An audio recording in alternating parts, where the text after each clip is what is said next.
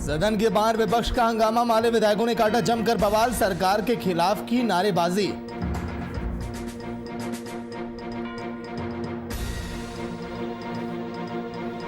मंत्री रामसूरत राय के भाई हंसलाल राय की होगी गिरफ्तारी, पुलिस ने कोर्ट में दी अर्जी, गिरफ्तारी को लेकर कार्रवाई जोरों पर।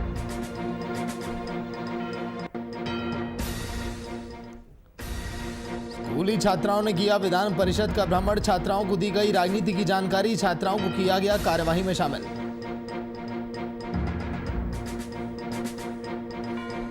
स्वास्थ्य कर्मियों ने किया काम का ठप, बच्चों के परिजनों ने की थी मारपीट, बैठक कर आंदोलन की बनाई रणनीति।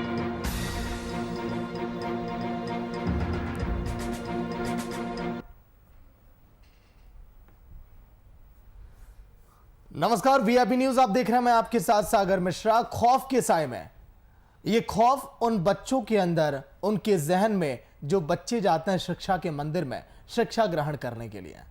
आज के दिन वीआईपी न्यूज आपको एक ऐसे स्कूल की हकीकत दिखाएगा, तस्वीर दिखाएगा, जिसको देखकर शायद आप सोचने को मजबूर हो जाएं कि आखिर नीतीश कुमार ने आपके लिए किया क्या है।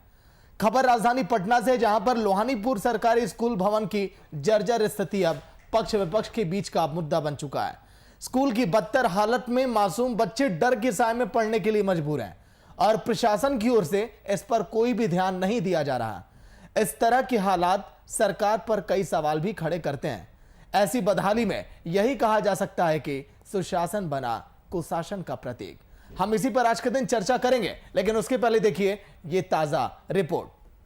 में एक कमरा में ऑफिस है, 3 कमरा में 197 बच्चा पढ़ रहे हैं। यहाँ के बच्चियाँ जो भयभीत है, कई 6 चौराहा पार करके जाना पड़ता है, कई बार एक्सीडेंट भी हुआ है बच्चियों को।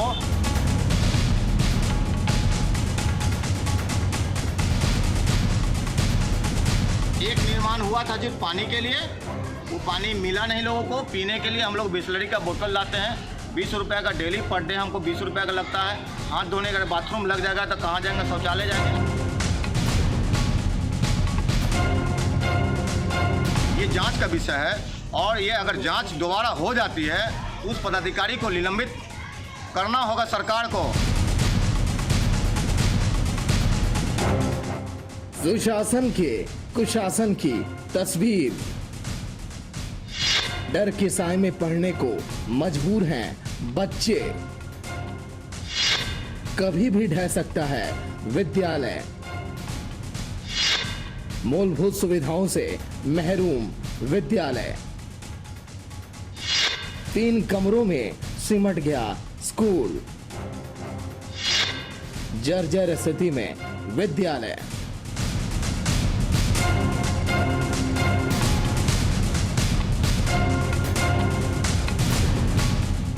अपने बच्चों को पढ़ा लिखा कर कई सपने संजोने वाले माँ बाप के मन में लड्डू तो फूट ही जाते हैं जब बच्चे अपने भविष्य को जिंदगी और मौत से लड़ते हुए लिख रहे हों। जी हाँ, आज हम आपको रूबरू कराते हैं एक ऐसी तस्वीर से, एक ऐसी सच्चाई से, जिससे आप भी सकते में आ जाएंगे और यकीन करने में काफी। लेकिन यह हकीकत है, एक स्कूल ऐसा भी जहां डर के साए में लिखी जा रही है भविष्य की लकीरें।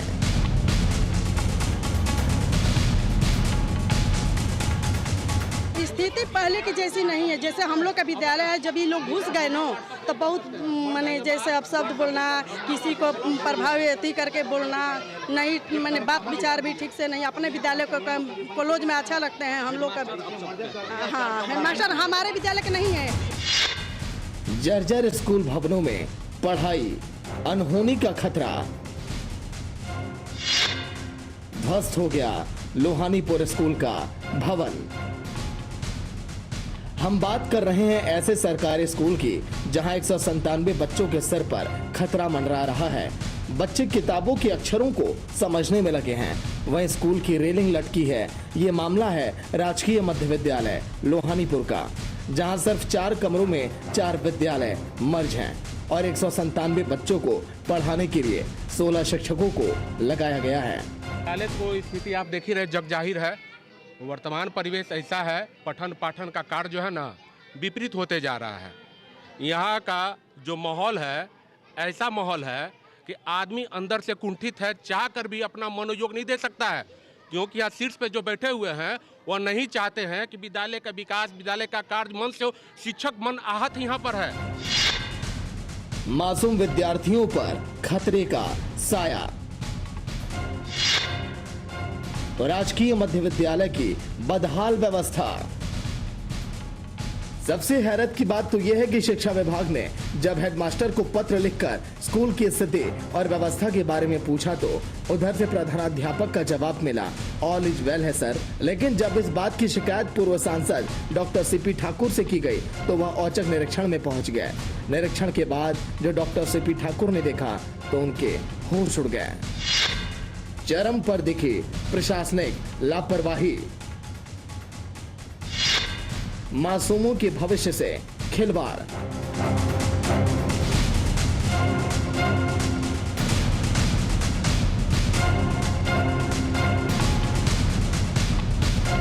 बच्चों के सिर पर टूटी रेलिंग, आधा दर्जन नल लेकिन पानी गायब, शौचालय में पानी नहीं और ताला भी बंद। इसके बाद प्रधानाध्यापक से बात की गई तो वो अपनी पहचान बताने में लग गया। लोगों ने जब स्कूल के बारे में कहने को कहा तो हेडमास्टर भी भड़क गए और चले गए। जाते जाते उन्होंने कहा, जो करना है कर लो। तो स्कूल के लायक है ही नहीं, एकदम बिल्डिंग टूटा हुआ है, बच्चा सब है यहाँ पढ़ रहा है। तो सरकार को चाहिए, अब जिस सरकार के अंदर में ये स्कूल हो, चाहे प्राइमरी एजुकेशन में हो, चाहे गवर्नमेंट में हो, किसी तरह से इसको यहाँ से स्कूल को फिलहाल हटा के दूसरी जगह चलावे और इस पे बढ़िया एगो स्कूल बना दे जो मिडिल स्कूल बढ़िया हो। विधानसभा में पक्ष विपक्ष के बीच सियासी संग्राम जारी है। किसी न किसी मुद्दे को लेकर एक दूसरे पर निशाना साधते वो नहीं थक रहे। तो इसी बीच अखाड़े में लोहानीपुर स्कूल का मुद्दा भी उठ गया। मुद्दे पर माले विधायक महबूब आलम ने विधानसभा में सवाल उठाया तो सत्ता पक्ष की ओर से एक ऐसा जवाब सामने आया जैसे स्थानीय निवासी जनता मौजूदा स्थिति से अनभिज्ञ है और उन पर यह आरोप थोपा जा रहा हो। लेकिन सच्चाई पर भी सीधे पलटे नजर आए मंत्री जी। बदहाल स्थिति को झूठ का सहारा लेकर अच्छा बताने में मंत्री जी को जरा भी शर्म नहीं आई। खैर, ये तो बात रही विद्या मंदिर के बदहाली की, लेकिन प्रदेश में ऐसी ना जाने कितनी बदहाल तस्वीरें नजर आती हैं, बस उजागर नहीं हो पाती। और फिर भी लोग कहते हैं सुशासन। प्रदेश की स्थिति होती बदहाल, जर्जर होती सूबे की योजनाएं, प्रदेशवासियों को विकास की दरकार, ये कैसी सुशासन की है सरकार। Desk report, VIP news, Patna.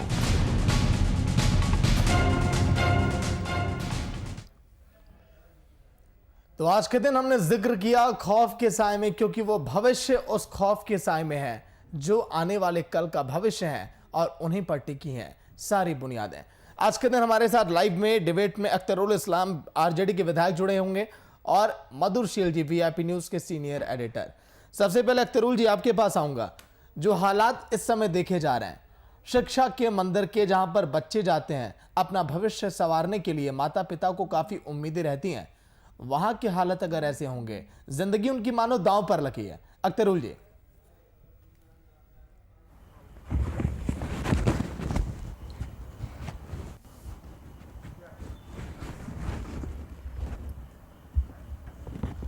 नहीं, देखिए, असल जो सदन में सवाल सदस्य लोग उठा रहे हैं उसका जवाब जिस तरह से सरकार दे रही है तो उसका जवाब सही सही सदन के पटल पे आना चाहिए जी। एक सदस्य उठा रहे हैं कि स्कूल में भवन नहीं है, जो भी कमरे हैं वो जर्जर स्थिति में हैं और सरकार उसमें कि नहीं वहां पर स्थिति है, कमरे भी पड़े ठीक ठाक है। तो ये काफी गंभीर मामला है और ये एक देख रहे हैं, जबकि सत्ताधारी दल के सांसद खुद स्वीकार कर रहे हैं, जो आपके रिपोर्ट में देखा। और धन्यवाद देते हैं आप चैनल को, आपने इस गंभीर मामले को सामने लाया है।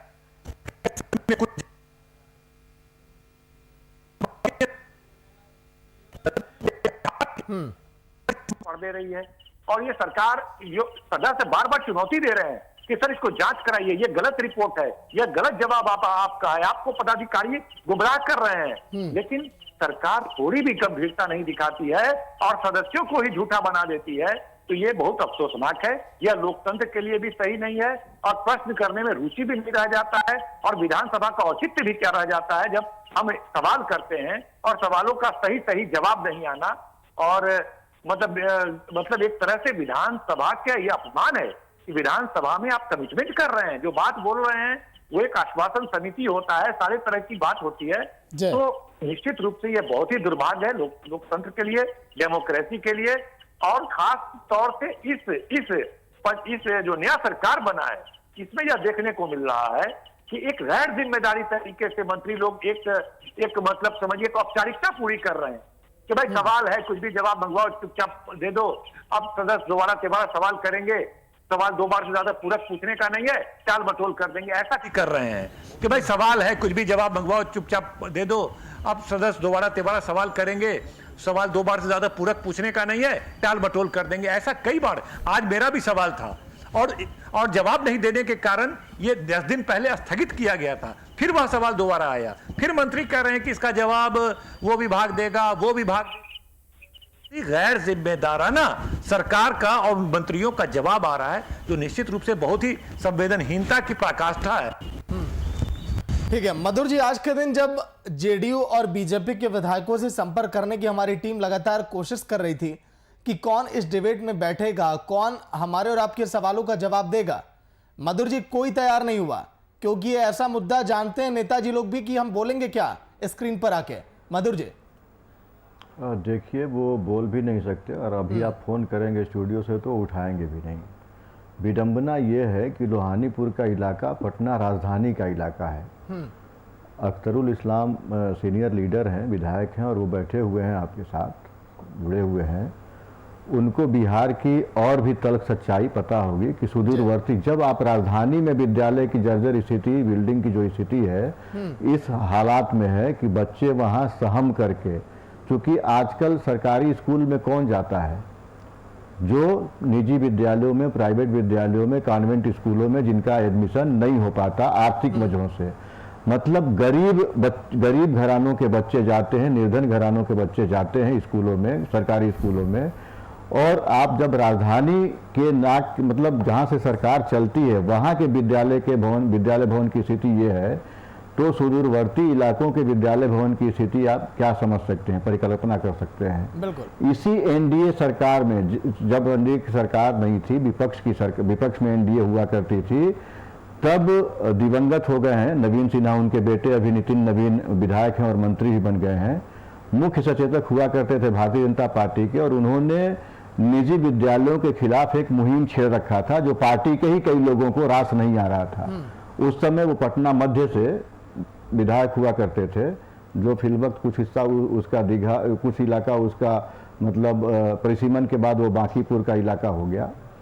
तो जिस दल के लोग क्यों उठा रहे थे वो आवाज़, इसीलिए कि कई ऐसे विधायक और सांसद हैं एनडीए के, हालांकि हर दल में इस तरह के लोग हैं जो शैक्षणिक संस्थान चलाते हैं, अख्तरुल इस्लाम की भी पार्टी से ऐसे लोग हैं जो उनके निजी विद्यालय हैं, लेकिन जब आप सरकारी तंत्र में शामिल रहते हैं तो सरकार उन विद्यालयों को अपरोक्ष रूप से फायदा पहुंचाती है जहां उनके लोग हैं।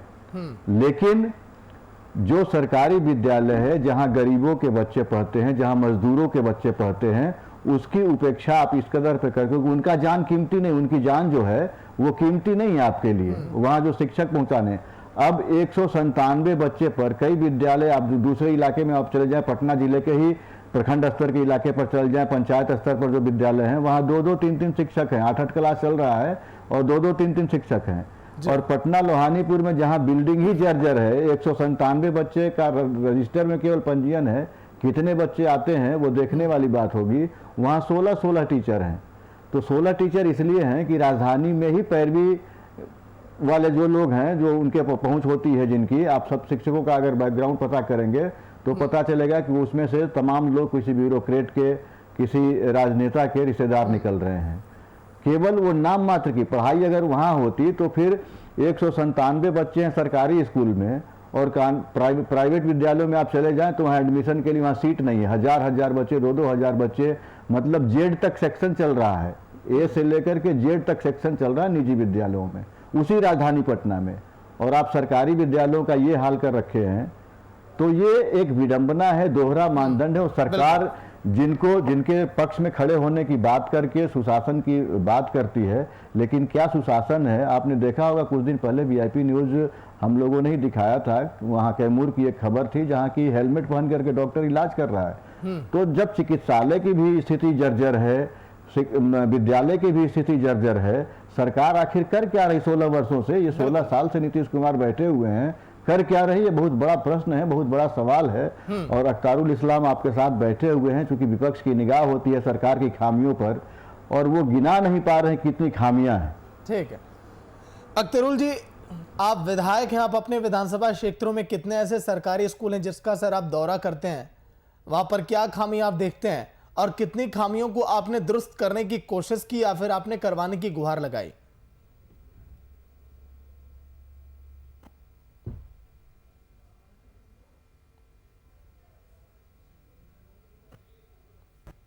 कुछ दिनों के बाद कुछ भवनें बनी बिहार में, उसके बारे में लोग यह समझ रहे थे कि नीतीश कुमार के आते ही कुछ भवनें बन रही है। वास्तविकता यह है कि केंद्र की यूपीए सरकार थी, यूपीए ने एक सर्व शिक्षा अभियान के तहत बहुत बड़ी राशि बिहार को दी, अच्छी राशि दी, जिसके तहत हर पंचायत में आपको सुंदर सुंदर भवन एक आध आपको देखने को मिला, हर पंचायत में एक आध भवन बनने देखने को मिला। लेकिन पिछले 7 वर्षों से, खासकर 6 वर्षों से, जब से एनडीए की सरकार, अख्तरुल जी सवाल कुछ अलग था। अख्तरुल जी सवाल मेरा अलग है, मैंने ये पूछा है कि आपके विधानसभा क्षेत्र में जितने स्कूल आते हैं इस तरह से सरकारी, कितने जगहों पर आप जाते हैं आप दौरा के लिए, और बच्चों की क्या वहां पर व्यवस्थाएं की गई हैं, कैसे हालात हैं, इन सब के बारे में मैंने आपसे पूछा है सर।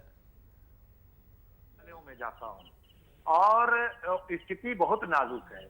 एमएलए फंड का पैसा जो तमाम क्षेत्रों में हमको खर्च करना रहता है, वो आधा पैसा सिर्फ शिक्षा पे हमको भवनों पे देना पड़ता है, जिसकी जिम्मेदारी सरकार की है कि वह भवनों का निर्माण करे और बच्चों की अच्छी शिक्षा, बैठने उठने का इंफ्रास्ट्रक्चर दे, ये सरकार की जिम्मेदारी है। लेकिन जो पैसा मुझे आंशिक पैसा मिलता है अन्य कार्यों के लिए, वो पूरा पैसा मैं शिक्षा विभाग में आधे से अधिक पैसा दे दिया, विधानसभा में कई बार उठाया, लेकिन सरकार के पास कोई नीति नहीं है। तमाम मध्य विद्यालय को हाई स्कूल, इंटर स्कूल कर दिया गया, वो क्लासरूम नहीं है, बैठने की जगह नहीं है, इंफ्रास्ट्रक्चर नहीं है। आखिर सरकार का कोई तो गाइडलाइन होगा। 10th और 12th का जो मान्यता दे रही है बिहार गवर्नमेंट, अगर आप प्राइवेट स्कूल खोलते हैं 10th 12th के लिए, तो आपको मिनिमम रिक्वायरमेंट जो होता है सीबीएसई बोर्ड का, इतने कमरे, इतना ग्राउंड, इतना जमीन होना चाहिए। आखिर सरकार पे वो लागू क्यों नहीं होता है? ये 5 कट्ठे में 10th का स्कूल, 12th का स्कूल कैसे खोल सकते हैं?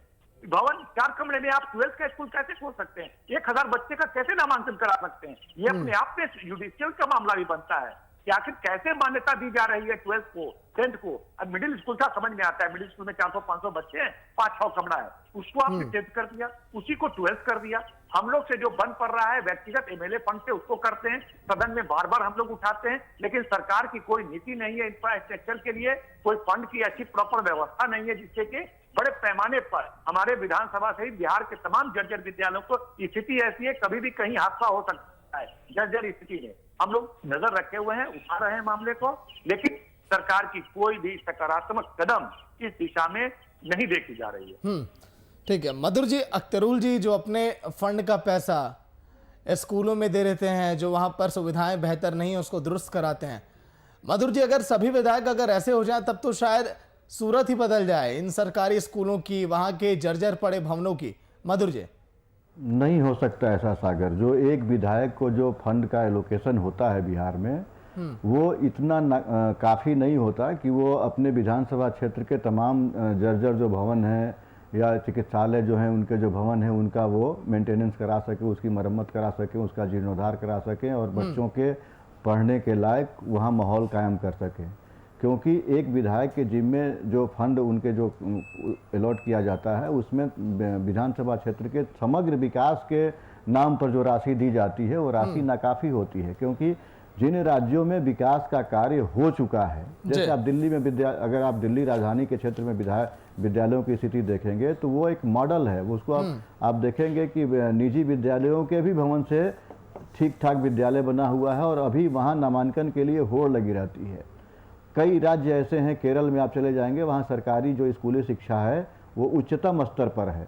लेकिन बिहार में लगातार कोशिशें हो रही हैं आज़ादी के बाद से। सरकार, मतलब ये नीतीश कुमार की सरकार या लालू राबड़ी की सरकार की बात नहीं कर रहा, आज़ादी के बाद से जितनी भी सरकारें बनी हैं चाहे वो कांग्रेस की सरकारें बनी हो या जनता पार्टी की सरकार बनी हो, सम्मिलित सरकार बनी हो या जो भी दल आए हो, शिक्षा के क्षेत्र में जिस तरह से काम उन्होंने ठीक कहा कि सर्व शिक्षा अभियान के क्षेत्र में जब बिहार और झारखंड एक था, बहुत ही बढ़िया काम हुआ था उस पीरियड में, केंद्र में चाहे जिसकी भी सरकार रही हो। और हर जगह आप देखेंगे तो पिंक बिल्डिंग, गुलाबी कलर की बिल्डिंग जो है वो दिख जाती थी विद्यालयों की, लेकिन आज उसका मेंटेनेंस नहीं हो पा रहा। आज की सरकारें उसको मरम्मत नहीं करा पा रही।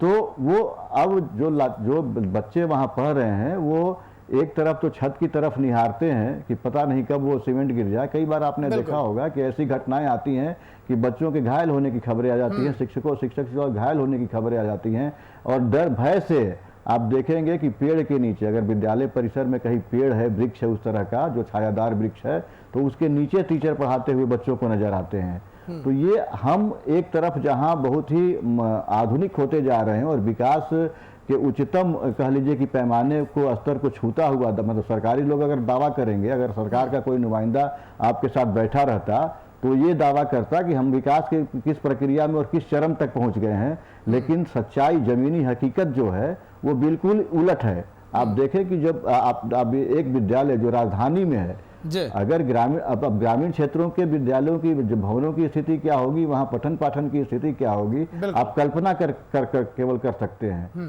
तो अख्तारुल साहब अपने विधायक फंड का पैसा अधिकांश वो लगा रहे हैं जरूर, लेकिन सारे विधायक केवल शिक्षा पर ही जोर देंगे तब भी विद्यालय भवनों की स्थिति नहीं सुधर सकती, क्योंकि जो इनको फंड मिलता है, हमको लग रहा है कि अख्तारुल साहब जब बोलेंगे तो इस बात को स्वीकार करेंगे कि फंड जो है वो इतना काफ़ी नहीं होता, बल्कि नाकाफ़ी होता है कि केवल एक क्षेत्र में वो सर्वांगीण विकास कर सके। ठीक है अख्तरुल जी, मैं ये जानना चाहता हूँ कि आखिर आपने वे भी कहा कि आप विजिट आप करते हैं, उन तमाम स्कूलों में आप जाते हैं, खामियों को आप देखते हैं।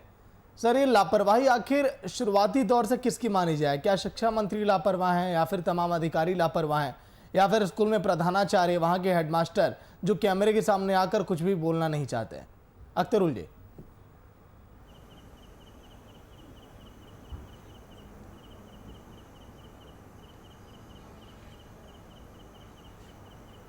नहीं, इसके लिए जिम्मेदार केवल और केवल सरकार, गवर्नमेंट है। गवर्नमेंट का काम था कि तमाम जर्जर विद्यालयों की सूची मंगवाते, उसके लिए फंड एलोकेट करते।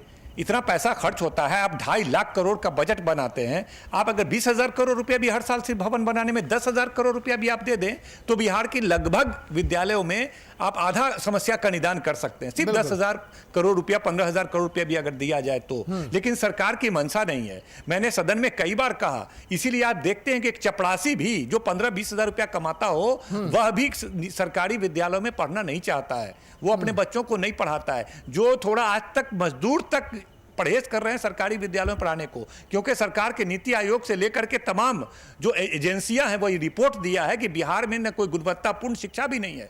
एक तो किसी तरह से विद्यालय में भेज भी दे तो यहाँ 80% बच्चे जो पढ़ते तो छठे में हैं, लेकिन दूसरे तीसरे क्लास की किताब को नहीं पढ़ पाते हैं। ये हम नहीं कह रहे, विपक्ष में होने के नाते नहीं कह रहे हैं, तमाम तरह की जो सर्वे रिपोर्ट्स है वह यह रिपोर्ट दिया। असर एक संस्था है, annual status of education report, जो हर देश के हर राज्यों में करता है। तो सरकार को जिम्मेदारी थी कि तमाम जर्जर विद्या, मैंने लगातार 10 वर्षों में 20 बार सवाल उठाया होगा, और कि इस स्कूल की ये 10 स्कूल की मेरी स्थिति बहुत जर्जर है, बहुत जर्जर है। हम चाहते थे कि आधा विद्यालय मैं बना दूं, आधा विद्यालय सरकार बना दे, लेकिन आखिर सरकार नहीं बनाई। तो अंत में जो पैसे से हमको रोड बनाना था, चापाकल देना था, तमाम तरह की सुविधाएं देनी थी, वो छोड़ते हुए मैंने पैसा दिया। लेकिन इतना कम पैसा, सही बोले जो हमारे साथ बैठे हुए हैं, वो उन्होंने सही कहा, पैसा राशि बहुत कम एमएलए को होता है। उस पैसे पे पूरे जनता का हक बनता है। तमाम तरह की वो डिमांड करते हैं कि सामुदायिक भवन बना दो, दलितों के क्षेत्र में ये कर दो, कहीं रोड बना दो, गली बना दो, नाला बना दो, तमाम तरह की डिमांड्स रहते हैं,